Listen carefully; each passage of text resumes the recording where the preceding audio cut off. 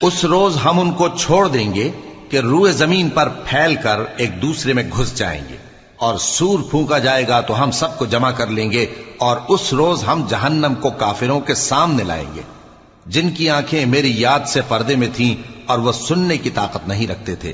اب کیا کافر یہ خیال کرتے ہیں کہ وہ میرے بندوں کو میرے سوا اپنا کارساز بنائیں گے تو میں خفا نہیں ہوں گا؟ ہم نے ایسے کافروں کے لیے جہنم کی مہمانی تیار کر رکھی ہے۔ کہہ دو کہ ہم تمہیں ایسے لوگ بتائیں جو اعمال کے لحاظ سے بڑے نقصان میں ہیں؟